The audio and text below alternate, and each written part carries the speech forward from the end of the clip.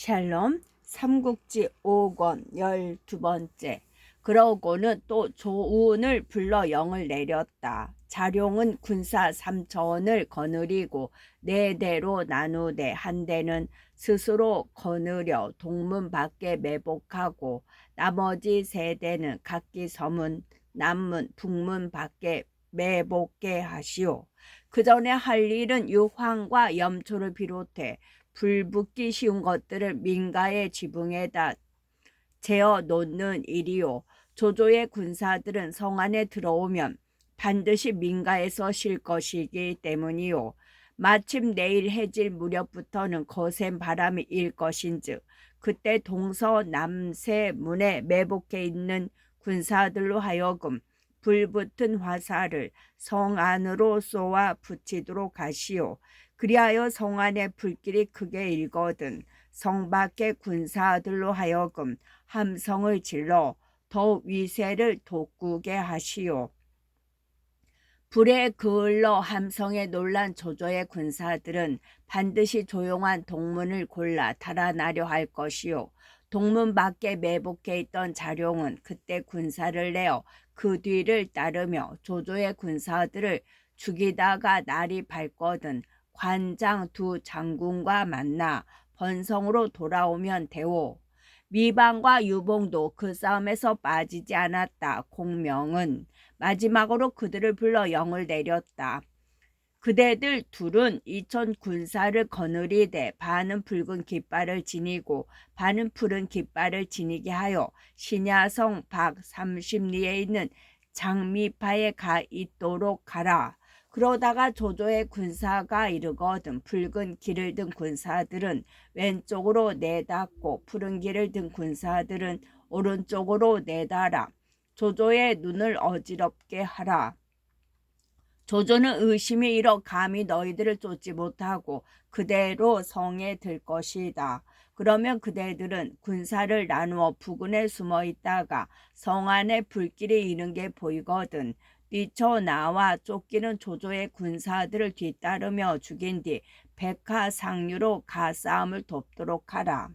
마치 손바닥 안에 든 물건을 가지고 노는 듯한 공명의 싸움 준비였다. 그러나 지난번 싸움에서 공명의 재주를 이미 본 장수들은 조금만 의심도 없이 그대로 따랐다.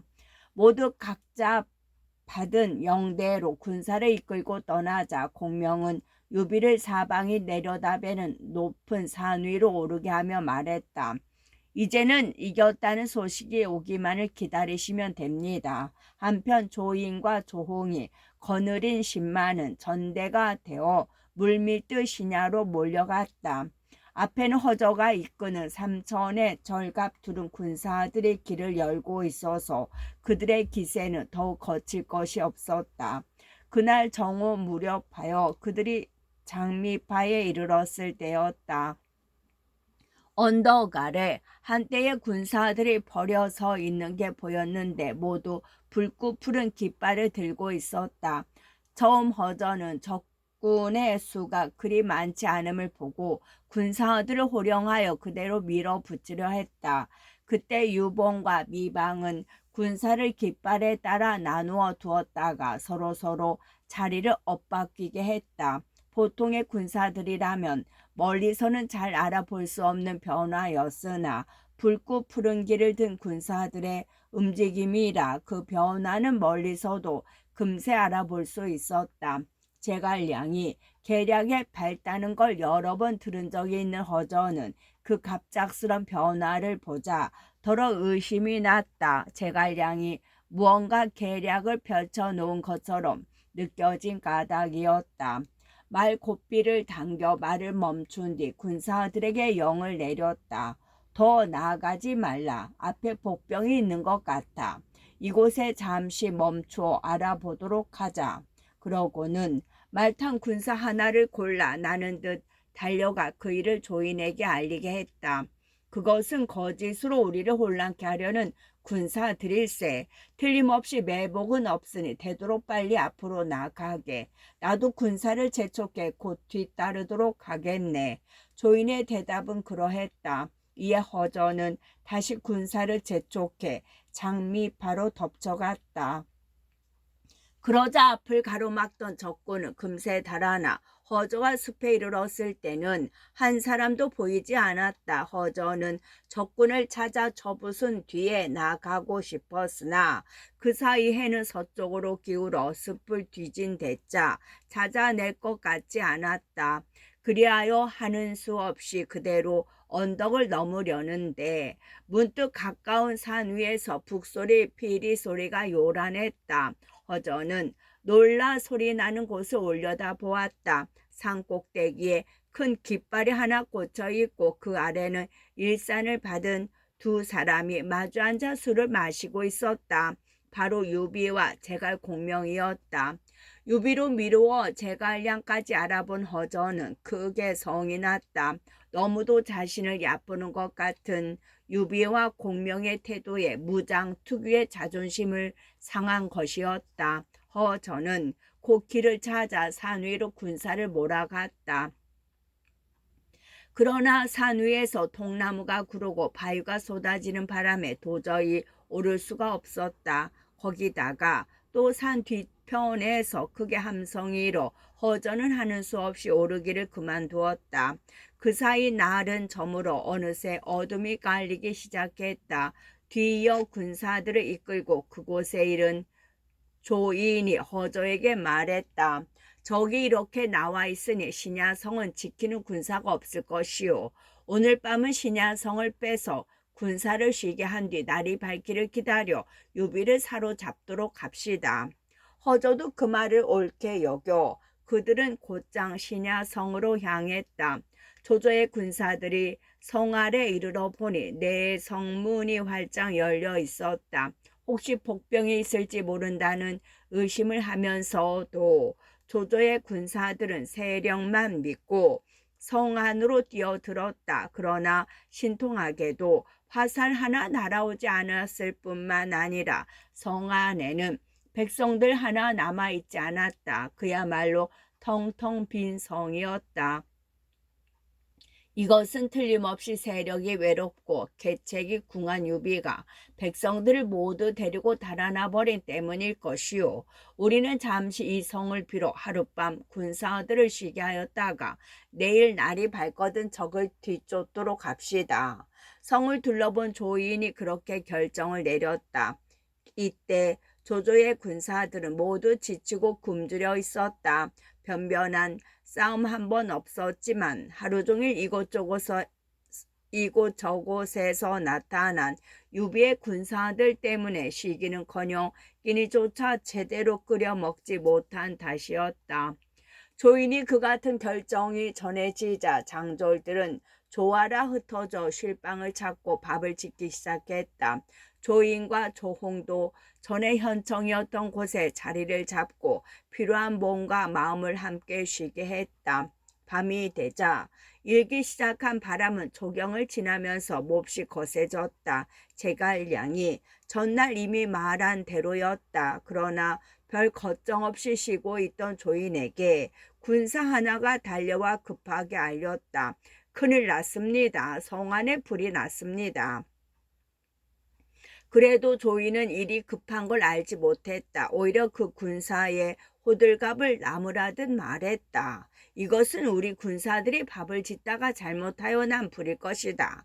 너무 놀라지 마라. 그러고는 미처 말이 끝나기도 전에 잇따라 급한 보고가 날아들었다. 서남 북 세 문에서 모두 불이 일고 있다는 것이었다. 그제서야 놀란 조인은 여러 장수들에게 급하게 영을 내려 말에 오르게 했다. 그때 이미 성 안에는 불길이 가득하여 하늘과 땅이 온통 시뻘거졌다. 전날 방망파에서 하우둔의 군사들을 삼켜버린 그 불길보다 더욱 거세고 뜨거운 불길이었다. 그렇게 되면 이미 싸움이고 뭐고 없었다. 조인이 이끈 장수들은 다만 불길을 뚫고 길을 찾아 달아나기 바빴다. 장수들이 그 모양이니 졸개들은 더 말할 것도 없었다. 이리 몰리고 저리 몰리는 통에 자기 편에 짓밟혀 죽은 차만 해도 그 수를 헤아리기 힘들었다. 동문은 불길이 없고 또 열려 있습니다.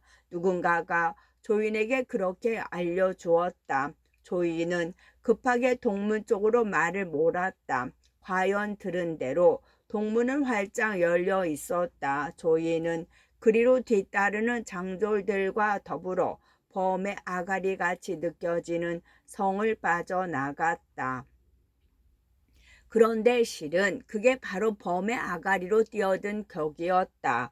겨우 불길을 벗어났다 싶어 한숨 돌리려는데 문득 등 뒤에서 크게 함성이 일며 조은이 군사를 이끌고 덮쳐왔다. 이미 불길에 쫓겨 반나마 넋이 나간 조조의 군사들에게는 삼천의 군사가 5만 10만으로 보였다. 제대로 창칼 한번 맞대지 못하고 달아나기 바쁘니 조은은 그 뒤를 따르며 마음껏 죽였다. 조이는 간신히 조은의 추격을 벗어났으나 그걸로 끝난 것은 아니었다. 한참 정신없이 달리는데 다시 미방이 이끄는 군사들이 조인의 군사들을 두들겼다. 조은과 마찬가지로 싸움이라기보다는 한바탕의 거친 살육이었다. 대패한 조인은 이제 길을 아사 달아나는 데만 온 힘을 다했다. 그런데 이번에는 유봉이 이끄는 군사들이 길을 막고 또 한바탕 조인의 군사들을 죽인 뒤에야 물러갔다. 이래저래 사경 무렵이 되었을 때는 이 처음 조조에게 받은 10만의 군사가 태반으로 줄어 있었다. 그것도 대개는 불에 그을리고 대인 군사들이었다. 하지만 그나마도 무사히 빠져나온 걸 다행으로 여기며 내닫는데 다시 백화가 앞을 가로막았다. 조이는 아뜩하여 강물을 살펴보았다. 다행히 강물은 그리 깊지 않았다. 물이 깊지 않다. 모두 그대로 내쳐 건너라. 조이는 그렇게 영을 내리고 앞장서 물속으로 말을 몰았다. 여럿이 한꺼번에 물을 건너니 고요하던 물가가 사람의 고함과 말 울음소리로 일시에 소란해졌다. 그 소란스러움은 상류에서 물길을 막고 기다리던 관운장의 귀에도 들렸다. 신야에서 이는 불길을 보고 이미 단단한 채비를 하고 있던 관운장은 영을 내려 강물을 막고 있던 흑부대를 한꺼번에 무너뜨리게 했다. 막혀있던 물길은 거센 기세로 하류를 휩쓸어 밀고 밀리며 한창 바쁘게 하류를 건너던 조조군의 입말을 삼켰다. 다시 수많은 군사와 말이 물속에 외로운 넋이 되었다. 급히 군사를 되돌린 조이는 물 흐름이 느린 곳을 찾아 헤맸다. 다행히 방릉 나루에 이르니 물이 얕고 흐름이 느린 곳에 눈에 띄었다. 불에 그을고 물에 놀란 조조의 군사들도 이제 살았다 싶었다. 누구의 명을 기다릴 것도 없이 아답투어 나루 쪽으로 몰려갔다. 그때 또다시 함성이 크게 일며 한때의 군사들이 앞을 가로막았다. 조조 이 역정놈아, 어서 목숨을 바쳐라. 앞선 장수가 노끄러 깨지는 소리를 내는데 자세히 살펴보니 장비였다. 조조의 군사들은 소스라치게 놀랐다. 이제는 끝장이다 싶어 무기를 내던지고 털썩 주저앉는 졸개들까지 있었다. 그때 허저가 용기를 내어 장비를 맞았다. 허저가 원래 그리 약한 장수가 아니었으나 일이 그 지경이 되니 싸움에 크게 마음이 있을 리 없었다. 거짓으로 기세를 올려 몇 탑 장비와 어울리다가 이내 길을 아사 달아나기 시작했다. 장비는 그런 조조의 군사들을 쫓으며 마음껏 죽이다가 유비와 공명을 만나 함께 상류로 올라갔다. 그곳에는 유봉과 미축의 이미 뗏 목과 배를 준비해 놓고 있었다. 자, 이제는 번성으로 간다. 물을 건너도록 하라. 유비가 뒤이어 모여든 장수들에게 소리쳤다. 비록 그 싸움에서는 크게 이겼으나 신야는 아무래도 조조의 대군을 맞아 싸우기에는 너무 좁은 곳이었기 때문이었다. 영을 받은 장졸들은 곧 배에 올라 번성으로 향했다. 모두 번성에 이른 뒤에 공명이 문득 영을 내렸다. 뗏목과 배들은 모두 태워 버리도록 하라.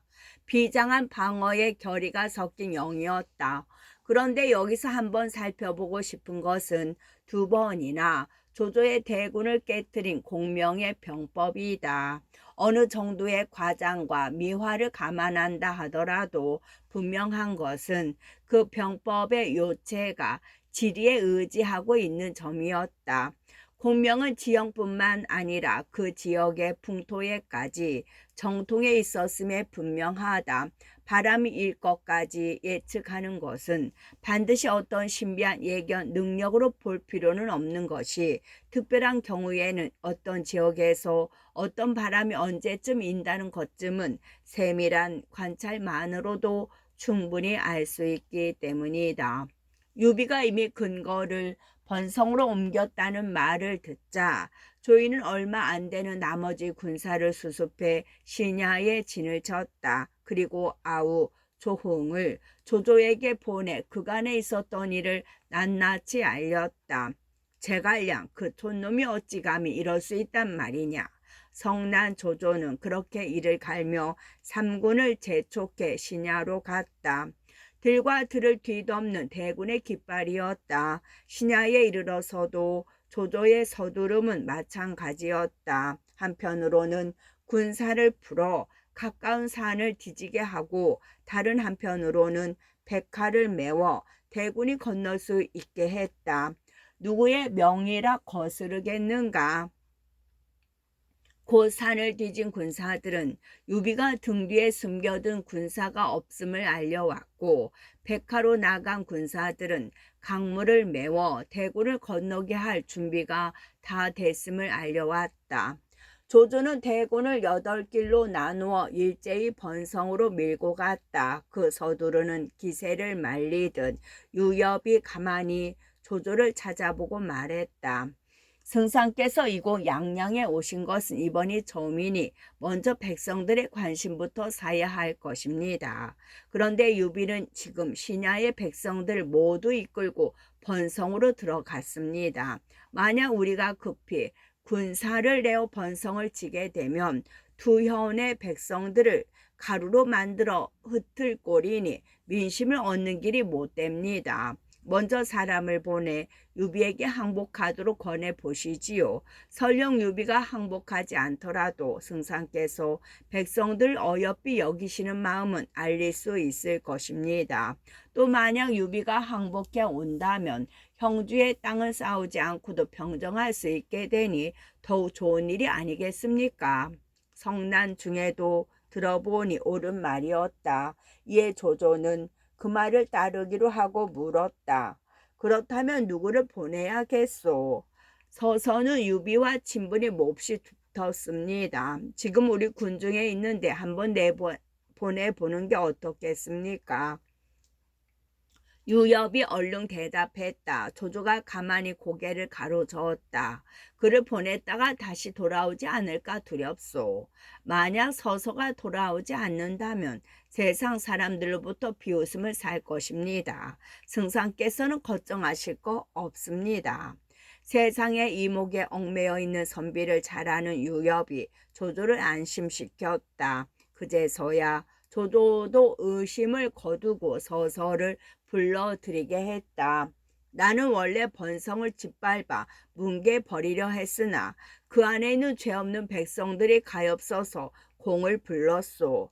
공은 가서 유비를 달래주시오. 만약 유비가 와서 항복한다면 그 죄를 용서하고 벼슬을 내리겠거니와, 어리석은 고집으로 맞선다면 군사와 백성들 모두 죽일 것이요. 이는 옥과 돌을 가리지 않고 모두 태우는 격이니 백성들까지 죄 없이 죽는 꼴을 어찌 참아 볼 수 있겠소.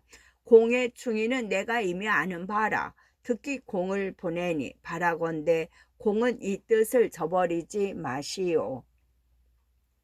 이에 서서는 마지못해 조조의 명을 받들어 번성으로 갔다. 유비와 공명은 서서를 반겨 맞으며 예정을 되새겼다. 이윽고 서서가 유비에게 말했다. 조조는 저를 보내 사군께 항복을 권하게 했습니다. 이는 거짓으로 민심을 사려는 수작이나 반드시 가볍게 들으실 일은 아닙니다. 지금 조조는 대군을 8길로 나누어 백화를 메우고 번성으로 몰려오고 있습니다. 아무래도 번성을 지키기 어려울 것 같으니 알맞은 계책을 세워 행하십시오. 그 말을 들은 유비는 아직도 서서의 마음이 자기에게로 쏠려 있음을 알았다. 슬며시 자기 곁에 붙들어 두고 싶은 마음이 생겨 조조에게 돌아가는 걸 말려보았다. 그러나 서서는 어두운 얼굴로 고개를 가로저었다. 만약 내가 돌아가지 않으면 세상 사람들이 나를 비웃을 것입니다. 하지만 늙으신 어머님께서 조조로 인해 돌아가셨으니 그 한이 하늘에 사무친 터라. 비록 몸은 조조 곁에 있더라도 맹세코 그를 위해서는 작은 계책도 베풀지 않겠습니다. 거기다가 지금 사군 곁에는 와룡이 있으니 무슨 걱정이 있겠습니까? 반드시 대업을 이루실 것이라 믿고 저는 이만 물러가겠습니다. 그러자 유비도 더는 서서를 붙들지 못했다. 표류하는 형들을 닥쳐올 강풍으로부터 구해내기 위해서는 그 어느 때보다 서서 같은 인재가 필요했다. 하지만 그를 세상의 웃음거리로 만들어가면서까지 붙들어두고 싶지는 않았다. 얻는 자와 사는 자, 얻는 자와 사는 자. 조조에게로 돌아간 서서는 유비에게는 전혀 항복할 뜻이 없음을 알렸다. 성난 조조는 그날로 군사를 휘몰아 번성으로 나아갔다. 어차피 치러야 할 싸움이라면 단숨에 결판을 내버리려는 심산이었다. 그렇게 되고 보니 다시 불안해진 것은 유비였다. 공명을 불러놓고 걱정스레 물었다. 번성이 비롯이냐 보다는 크다 하나 아무래도 조조의 대군을 막아내기에는 미덥지 못합니다. 어떻게 했으면 좋겠습니까? 저도 원직의 말을 듣고 보니 깨우쳐지는 바입니다. 되도록이면 빨리 번성을 버리고 양양을 빼앗아 그곳에서 한숨 돌리는 게 좋겠습니다. 양양의 유종은 이미 조조에게 항복해 버렸으니 비록 그가 유표의 아들이라고는 해도 그전과 같은 의리에 얽매일 필요는 없었다. 거기다가 형세가 형세인 만큼 유비도 이번에는 제갈량의 말을 뿌리치지 않았다. 말없이 고개를 끄덕이다가 문득 생각난 듯 물었다. 우리는 백성들이 따라오는 걸 허락한 지 오래입니다. 그런데 이제 와서 어찌 그들을 버리고 가겠습니까? 조조의 군사가 코앞에 와 있는 상태에서 수많은 백성을 데리고 양양으로 옮겨가는 일이 쉽지 않은 것 같아 묻는 말이었다. 제갈량은 신야 때와 같은 대답을 했다. 사람을 시켜 두루 백성들에게 알리도록 하십시오. 우리를 따르고 싶은 사람은 함께 가고 따르기를 원하지 않는 사람은 남으라고 하시면 됩니다. 그러고는 먼저 관운장을 강가로 보내 배를 마련케 한 뒤 손건과 관옹을 불러 성 안의 백성들에게 알리게 했다. 이제 머지않아 조조의 군사가 이르게 되었다. 외로운 성 하나로는 지켜낼 수가 없어 강을 건너려 하는 바 따르기를 원하는 이들은 함께 가도록 좋다. 함께 가도 좋다. 그러자 신야와 번성의 두고 백성들은 한 가지로 입을 모아 소리쳤다. 우리는 비록 죽는 한이 있더라도 유황숙을 따르겠습니다. 그러고는 그날로 짐을 꾸려 동곡하며 떠날 제비를 했다. 늙은이는 부축하고 어린 것은 업은 채 남자는 지고 여자는 이고 줄을 지어 물을 건너는데 강 양쪽에서 울음소리가 그치지 않았다. 배 위에서 그 같은 광경을 보고 있던 유비가 문득 목을 놓아 울며 단식했다. 조조가 죽이고자 하는 것은 이 유비지 저들이 아니다. 나 한 사람으로 백성들이 이토록 큰 어려움에 빠지게 되었으니 무슨 낯으로 살아가겠는가. 입으로만 하는 말이 아니었다. 유비는 말을 마치자마자 시퍼런 강물로 뛰어내리려 했다. 곁에 있던 사람들이 놀라 옷깃을 잡고 말려 아무 일 없었으나 그걸 전해 들은 사람치고 울지 않는 사람이 없었다.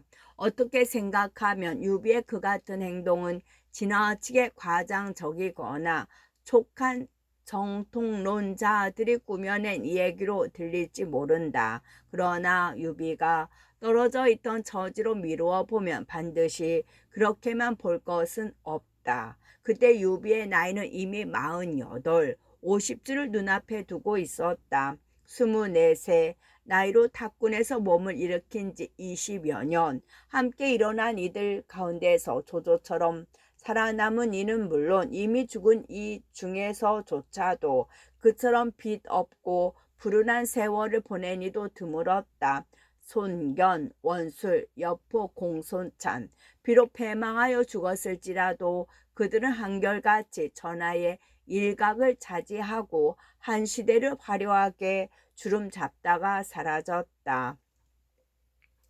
하지만 유비는 서주에서의 짧은 세월을 빼면 반반한 근거지 한 떼기조차 가져본 적이 없었다.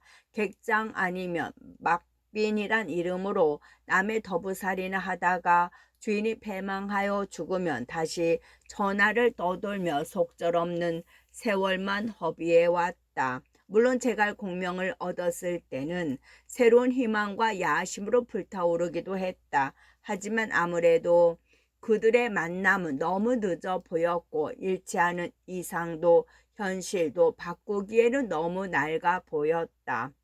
격변의 시대를 지나 어느 정도 안정기에 접어든 전하는 자신의 대단찮은 기반과 제갈 공명의 재주만으로 뒤집기에는 어려워 보였으며 광무제에 이어 또 한 번 되살려 보려는 대안의 이상도 퇴색한 지 오래였다. 밥과 평화를 확보해주는 조조에게 기울어지는 백성들 못지않게 당대의 지식인들도 머지않아 새롭게 열릴 왕조와 그 이상 쪽으로 기울어지고 있는 듯 보였다. 거기다가 비록 강을 건너고는 있지만 그 앞길에 무엇 하나 확실하고 희망적인 변화가 기다리는 것은 아니었다. 의지하려는 양양성은 이미 조조에게 항복한 유종과 채모의 무리가 지키고 있고 설령 어렵게 손에 넣는다 해도 그 성 하나의 의지에 조조의 50만 대군을 막아낼 수 있다는 보장은 전혀 없었다. 한치 앞을 예측하기 어려운 천하 형세의 미묘한 변화에 대한 낙관과 지난날 자신이 절대절명에 위기에 빠졌을 때마다 자신을 구해준 알지 못할 행운들, 그리고 비록 너무 늦게 태어난 것 같은 느낌은 있지만 그 재주만은 당대의 으뜸에 속하는 제갈 공명의 보좌만이 그가 품을 수 있는 희망의 전부였다.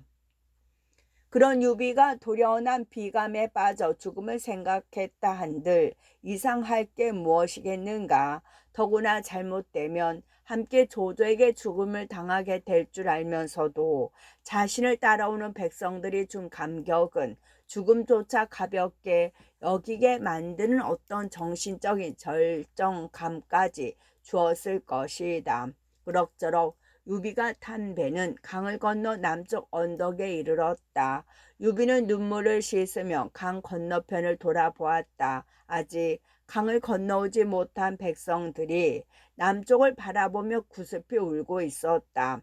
운장은 급히 배들을 돌려 남은 백성들을 모두 실어 오도록 하라. 유비는 관우에게 그렇게 영을 내리고 자신은 나머지 장졸들과 백성들을 이끌고 양양성으로 향했다. 달래도 듣지 않아 싸우게 된다면 자신이 강을 건넜다는 소문을 들은 유종이 채비를 갖추기 전에 들이치는 편이 낫기 때문이었다. 양양성 동문에 이르자 성벽 위에는 전기가 덮인 듯 꽂혀 있었고 성 둘레에 판 웅덩이 가에는 사슴뿔 같은 목책이 세워져 있는 게 보였다. 무슨 소식을 들었는지 나름대로는 싸울 채비를 갖춘 듯했다. 유비가 고삐를 당겨 말을 세우며 성안을 향해 소리쳤다. 유종 조카는 듣게. 나는 백성들을 구하려는 마음뿐 딴 뜻은 없네. 어서 성문을 열도록 하게.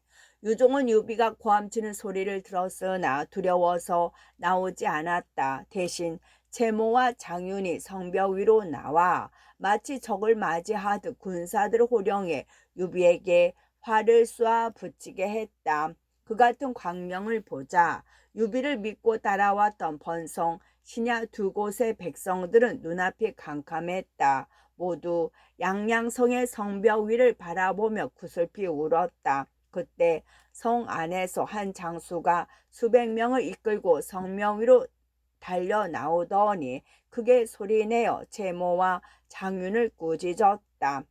나라를 팔아먹은 이 도둑놈들아, 유사군께서는 어지고 덕망 높은 분으로 이제 백성들을 구하기 위해 이곳으로 의지해 오셨거늘 어찌하여 너희가 감히 맞싸우려 드느냐. 사람들이 놀라 그 장수를 보니 키가 8자의 얼굴은 늦단 대추빛이었는데 바로 의양 사람 위연이었다. 위연은 꾸짖기를 다하고는 성문으로 달려가 한 칼에 수문장을 베어 죽였다. 그리고 성문을 열며 적교를 내렸다. 유황숙께서는 얼른 군사를 이끌고 성 안으로 드십시오. 저도 함께 나라를 팔아먹은 이 도적들을 죽이겠습니다. 위원이 그렇게 소리치자 장비가 얼른 말을 박차 성 안으로 들어가려 했다. 유비가 급히 장비를 말렸다.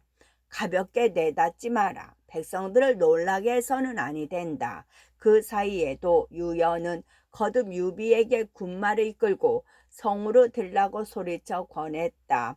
그때 성 안에서 한 장수가 나는 듯 말을 달려 나오며 유연을 꾸짖었다. 유연은 이름 없는 졸개로서 어찌 이다지도 간 큰 짓을 하는가. 여기 대장 문빙이 나간다. 그 소리에 노한 유연도 창을 비껴들고 말을 박차 나갔다. 두 장수가 맞부딪히니 그들이 이끌던 졸개들도 항대 엉겨 서로 죽이고 죽고 하는 싸움이 벌리기 시작했다. 함성이 크게 일고 사방에서 피가 튀는 혼전이었다. 가만히 보고 있던 유비가 단식했다. 원래는 백성들을 보존하고자 왔는데 오히려 죄 없는 백성들을 해치게 되었구나. 이렇게 해가면서까지 성 안으로 들어가고 싶지는 않구나. 그 말을 듣고 있던 공명이 가만히 말했다. 강릉은 형주의 요지를 할 수 있습니다. 일이 이렇게 된 이상 강릉부터 먼저 손에 넣는 게 좋겠습니다. 유비의 감정에 동조해서라기보다는 형세를 헤아려서 얻은 판단이었다. 우격다짐으로 해보았자 성을 손에 넣기 어렵다고 생각해서 한 공명의 대답이었으나 유비는 얼른 잔동했다. 그럽시다. 그게 꼭 내 마음과 같습니다. 그러고는 장졸과 백성들을 모두 이끌고 양양대로로 나아가 강릉을 향했다. 그걸 본 양양성 안의 백성 가운데 많은 사람이 북새통을 틈타 성을 빠져나왔다. 그리고 부름을 받은 것처럼 유비를 따르는 백성들 틈으로 끼어들었다.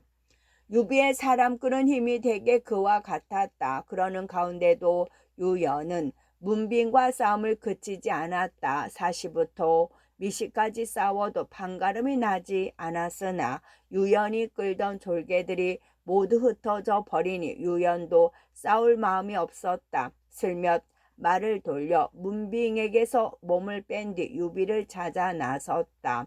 하지만 끝내 유비를 찾지 못하자 장사, 태수, 한효에게로 몸을 의지해 갔다.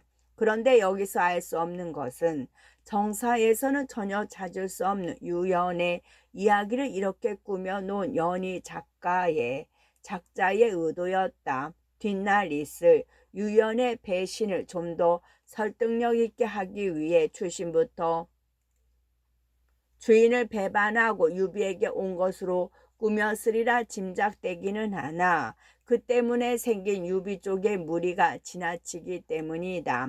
일껏 양양성을 치러 와놓고 백성들이 상한다고 멀리는 강릉으로 가게 한 것은 아무리 유비의 인덕을 축혀 세우기 위함이라고 해도 지나친 데가 있다.